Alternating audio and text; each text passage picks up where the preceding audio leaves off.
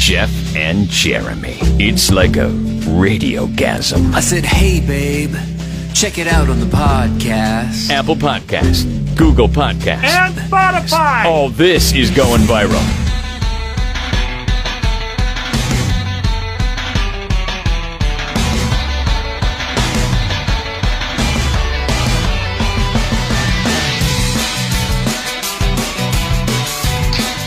Good morning. How you doing? Doing good. How you doing? Doing great, man. What do you got on tap for this weekend? This weekend, my in-laws are coming to visit, and hopefully going to put that truck to work. Oh, really? What truck is that? My father-in-law, he's got a F-250 or something like that. I don't know. I've never really paid attention to what kind it is. Oh, wow. That sounds really cool. How about, you got any projects? Well, I still have a lot of stuff to get from storage. Yeah, is that your project you're working on? Dude, this would be a project for the next... I'm hitting on you right now. These are the top 10 things that you should say if you have a crush on a coworker from yourtango.com. And these are terrible. I'm reading this morning going, are you kidding me? You come here often? I guess that one's supposed to be funny. But anyways. So does it even apply this year? I mean, right. Seriously. Actually, it doesn't even make any sense since everybody is working from home. I guess not everybody. You're still working from home. You haven't got would love the working from home dynamic if I wasn't caught up in the middle of a move while doing it. Well, I don't know. Sometimes it's I don't know, maybe it's nice you don't have to come to the office. You could just, at least with this, you just have to set up a laptop and a microphone. And you're good to go. So good, but then also, then you're like, oh, I just have to set up a laptop and a microphone. Kids can hang out upstairs, watch TV, and eat a little breakfast. But then it's like every 10 minutes, I have to go poop. Daddy, help me with this, and it's like having to jump out of these things, very, very quickly. How big is the new house compared to the apartment? I'm sure quite a bit different, right? I mean, a lot bigger. Yeah, I don't know. I mean, it's split levels, so there's like technically 3 levels, and right now I'm on the bottom level, which is a kid's playroom. Okay. But I say it's not like a 3-story house. It's the strangest thing, because like I would say a quarter of the 3rd level or the bottom level is the garage and a playroom. And then you go up some stairs, and then there's your living room and your kitchen. Then you go up some more stairs, and there's your 3 bedrooms up above. Oh, but it's really like a 2-story house, because whenever you open the garage door and you're in the kids' rooms, it's like, there's not going to be any sneaking home late using the garage door. Because their rooms are above the garage? Yeah. Yeah, I grew up in a house very similar to that. I mean, you kind of walked in on the 2nd level, and then there was 4 steps but it was still open. There was, we had this wrought iron that went all the way across the width of the house that looked down into the, what we called the game room. And my parents had a pool table down there and a bar, and then there was a bathroom, a laundry room, and then out to the garage. But it was like 4 steps down from the main living area down to there. And then to go upstairs, it was a lot more steps, like 20. But yeah. This is very similar to the house that you grew up in, if that's the case. Yeah. Can you see? This used to be a game room. Now it's a kid's playroom, but then, that'll last for a few years, and then they'll want to get interested in things like, air hockey and ping pong and stuff like that. So then that will turn into whatever we can fit in here. That's your boy right there. He's telling you what he wants to do with the room. Yeah, he's eating his breakfast right now. He's having a bagel, some sausage, and some orange. Hey, I never had a chance to ask you, because we were talking about on the air with all the rain coming, you were worried about the pool in the backyard, and how did that fare? Everything was fine for the most part. Got a little water in the garage, but I mean, the water in the garage was like a small pool, and I was afraid that it was going to keep saturating into the ground, and it didn't. Quite. Okay. My son wants to give you an update, and his oranges are done, so he's not having an orange anymore. Well, tell him I said hi. Thank you, Oliver. Will you tell him I said hi? Jeremy says hi. Hi. Hi. Anyways, so as soon as we start moving in, there's this water there, and I'm like, oh God, did I buy a lemon? What the hell's going on? And then it went away, went outside, looked at it. There was some patchwork. I mean, it rained so much here. It was ridiculous, but the pool fared just fine. Well, that's good to hear. All right. There's a reason why Jeff is not in studio and he's still at home. We're going to get to that coming up. We had an incident here at the radio stations, and we've all had to make some major changes. We want to tell you about it next. Whoa! Jeff and Jeremy in the morning.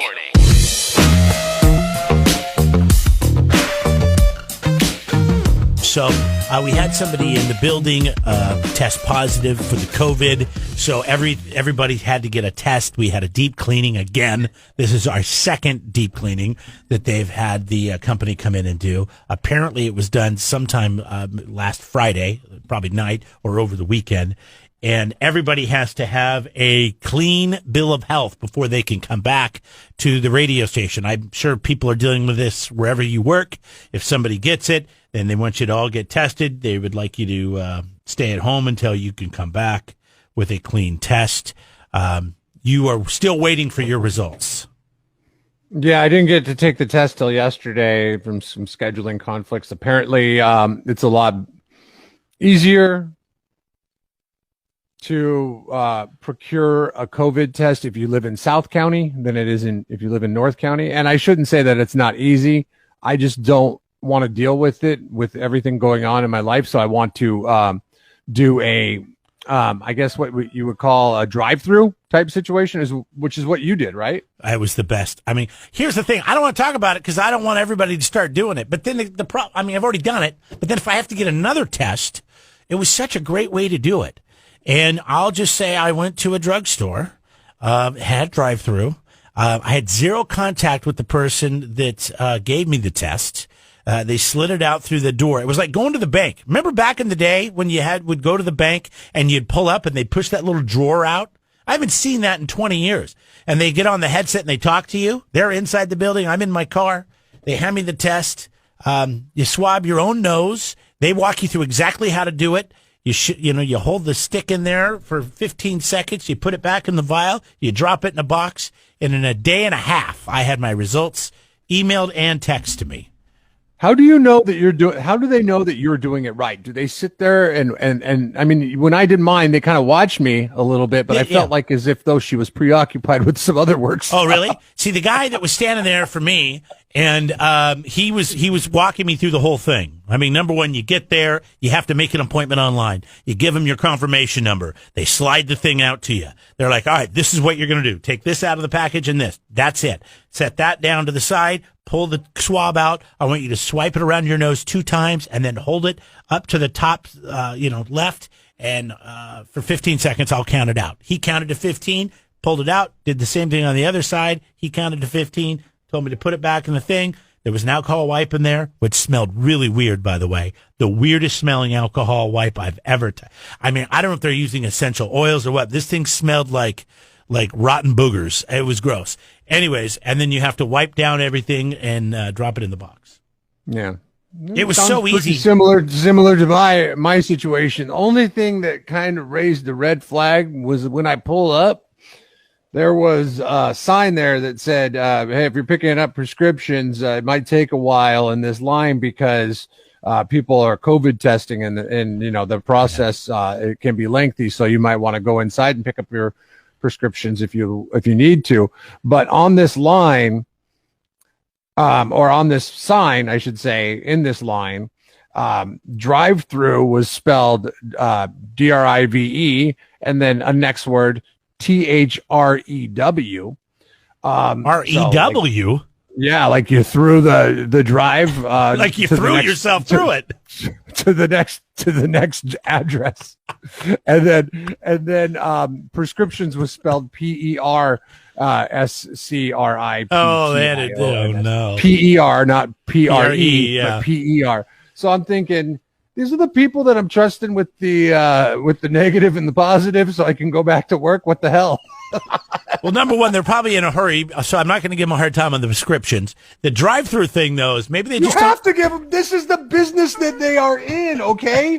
What if you spelt radio wrong on a regular basis? Radio. What if you spelt it RIDAO all the time? Radio. And you're like, oh, people know what I'm talking about. Come on, listen to the I mean, radio. come on. This is the business they're in. Well, I'm going to cut everybody some slack because we're all just trying to get through it, right? Why aren't you cutting me slack then? Wait, I am cutting you slack. What are you talking about? I just offered you if I could get you some coffee or wanted to inquire about your projects. I was hitting on you. Dude, I am so bummed at how much money I've spent on coffee since I've been in this thing. Yeah. Because I didn't realize how much I suck off the corporate teat when it comes to my caffeine addiction. I know everybody's like, damn, where's all the look at all this coffee we have here. Did somebody bring another shipment? Well, get ready. I'm expecting a Thursday comeback, damn it. Wake up. Jeff and Jeremy in the morning.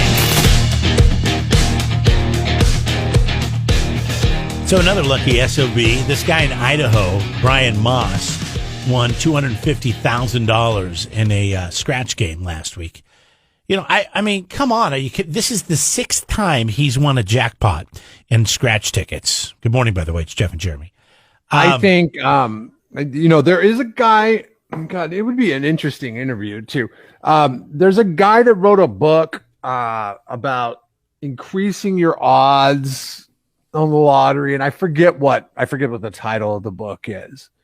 But I heard him on like a radio interview once, and he was talking, and it was a brief, just like a little snippet, and it was after somebody had won one of these big jackpots, and he'd said, they have to publish the results of the winning tickets. And California Lottery does this, where you can go on their website and see how many of the big jackpots have been paid out to that date for the scratchers. And once it sells, I guess they know that it's out there.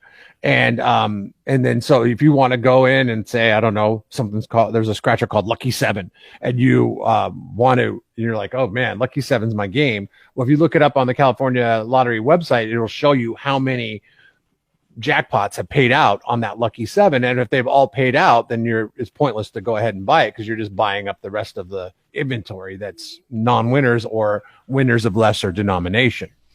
I see. I had no idea that you could do that. So maybe this guy's doing that in Idaho. Maybe he's glued to the website and he's like, all right, there's a lot of, Lucky Charms out, and I better go buy a bunch of Lucky Charms and see what my chances. Maybe that's how he's increasing his chances, because nobody just gets lucky like that 6 times.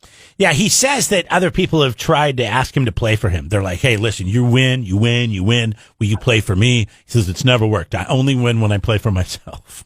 That's probably because you're keeping this information to yourself, you jackass. Sorry, dude. I guess I'm just not lucky today.